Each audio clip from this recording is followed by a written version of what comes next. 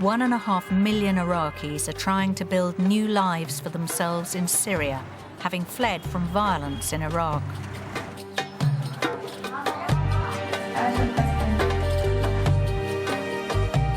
For 16-year-old Saif, who comes from a town north of Baghdad, the best thing about living in Damascus is not having to worry about rockets, landmines, or kidnappers. I'm Iraqi. I've been in Syria for 2 years. I came here because of the violence in Iraq.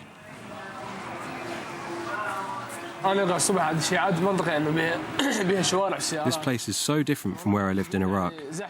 It's very busy, noisy and crowded here. What is good about here is that it's safe. We don't have anything here apart from safety.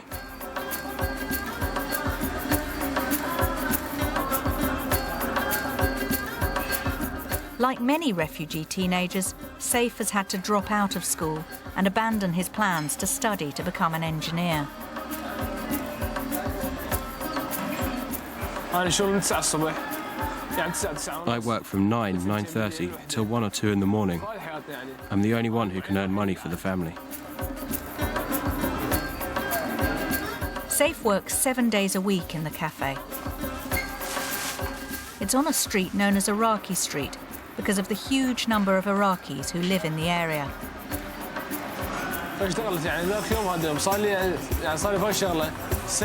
I've now been working for a year and 2 months.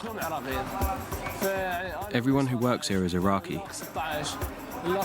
I'm 16, another one is 17, and a third is 19. Everyone has to work here because the situation is so difficult in Iraq. We have to work like this. Saif would prefer to continue his education so he could get a better job in the future. But he has no choice. Daily, I earn 300 Syrian pounds. That's £3 a day in English money.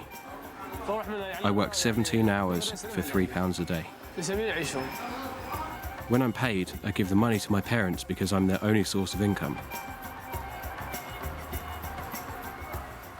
Many children are now the responsible wage earners in the family. Even when the parents can work and would like to work, they often can't find work. And it's the children that are able to get the casual labour types of jobs. Saif's younger sisters do go to school here. But in Syria, pupils have to pass primary school exams before going on to secondary school. And Saif's 15-year-old sister Hala has refused to go to a primary school. Hala's mother feels she's wrong not to take the place she's been offered. From the beginning, I told her she should go to school. I told her, why don't you go with your sisters? But she said she didn't want to. She said, I'm going to be in a crowded class with 10 and 11-year-olds, and they would see me as big. But I told her, you'll learn English and science, and you'll see the year will pass very quickly. But still she wouldn't go, and that's why she stayed at home.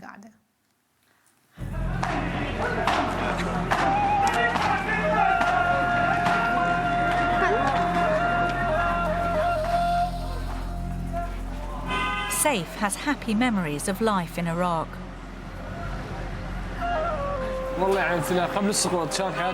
Before the war, my life in Iraq was good. But after the start of the war, we all became afraid.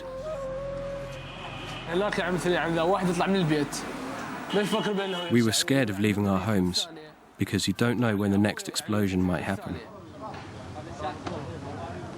The situation was so bad, and it's still the same now. You never know when there'll be an explosion.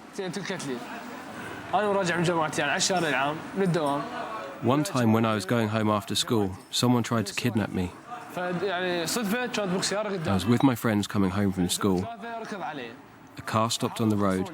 3 people got out of the car and tried to kidnap me. I ran away to a neighbour's house and climbed from one roof to another until I got back home.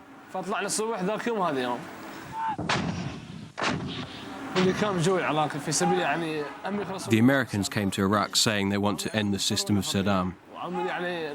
But they wanted the oil and all the other resources. They ended the system, but the situation got worse. That's why I came here to Syria.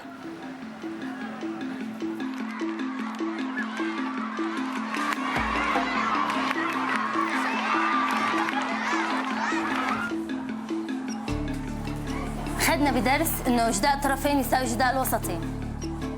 اللي عندنا التناسب 4/7 يساوي 12/21. مين بيقول لي كيف بدنا نحلها؟ نطبق خاصة الأساسية من خاصة التناسب. مرام.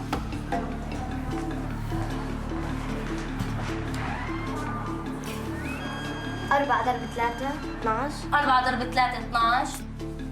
Only a small minority of Iraqi teenagers do attend school here. So what's the experience of those that do? We spoke to a group of student refugees chosen for us by the head teacher of Saida 5th School. Officials from the Syrian Ministries of Education and Information looked on. How did these young people feel having to leave home and come to another country?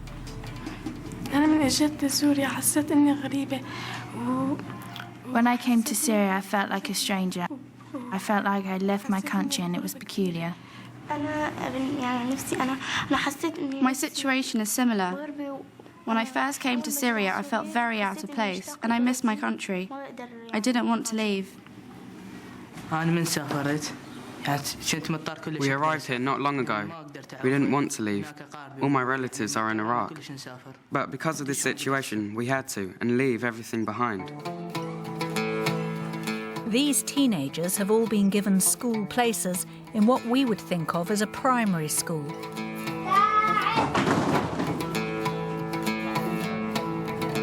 Most children start here at age 6 and leave at the age of 12, but you can stay on until you're 16. Our teenagers have no choice but to study with younger children if they're to get the exams they need to go on to secondary school.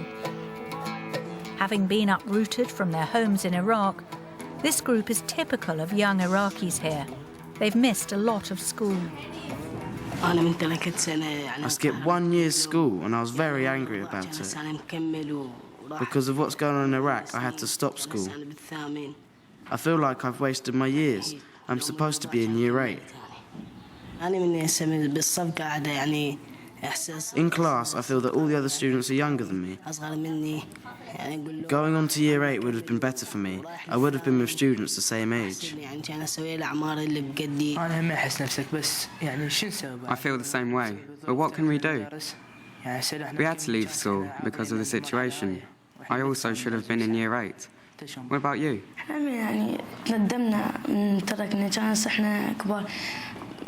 We were sorry to leave Iraq. When we arrived here, we felt a big difference between us and our classmates. At this school, I feel and see myself as older than the other students. Everyone in my class is younger than me. If I hadn't skipped a year, this wouldn't have happened. What about you? Me too, but I feel like they're not my classmates. I feel older than them and I get really embarrassed.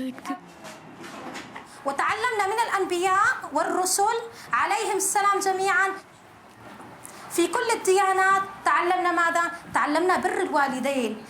من يسرد قصة حتى من حياتنا اليومية تثبت فيه يا أما بر الوالدين يا أما أنت أخطأت عقوق ارتكبت شيء من عقوق الوالدين. With government officials still in the room, we asked the group what they thought of the situation in Iraq. It's hard to know how typical their views are.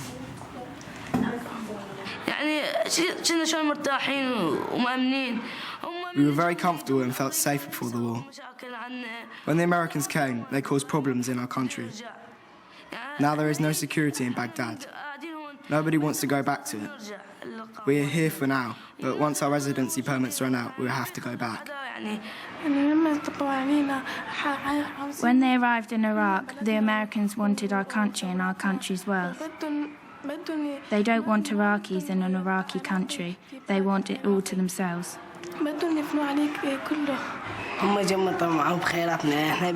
They wanted our wealth. Our country is the country of wealth. It's got everything.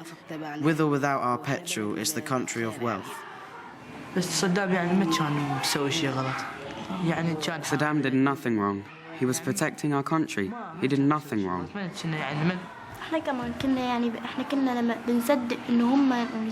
We used to believe what the Americans used to say, but that was all a lie. There was nothing wrong with him. It's the opposite. Saddam was so much better than them. It would be so much better if we could go back to our country, go back to our schools. That would be great. I hope that things will be safe again and that we can return to Iraq. Then we'll be able to go back to our work and our relatives. I hope for all these things if God allows it. نحن كتبنا عدة آيات تثبت لنا بر الوالدين عند الأنبياء في كل الديانات. الآن نخرج دفتر التربية الإسلامية، نكتب التاريخ ونكتب هذا الملخص بخط جميل ومثل ما كتبت أنا بالضبط. تفضلوا. بخط جميل وبنفس الألوان التي اخترتها أنا.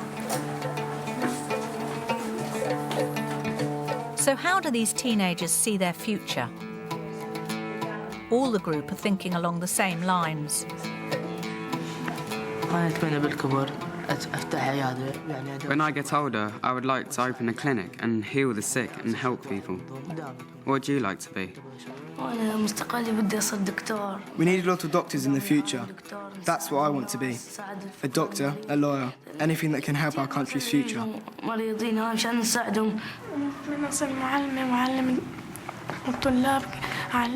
I'd like to become a teacher and teach students how to read and write, teach them how to make friends. What about you? I want to become a lawyer to fight for people's rights and make my parents proud.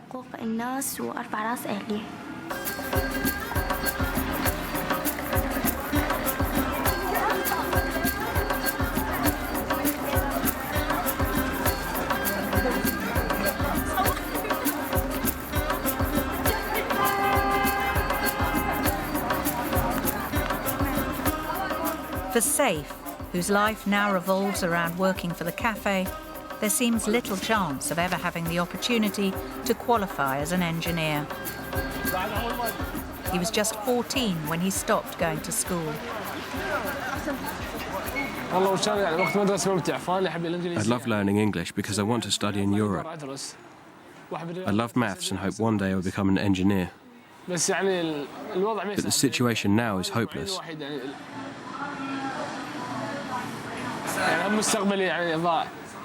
My future is gone. I'm still young, but I feel that all I've got ahead of me is this kind of work.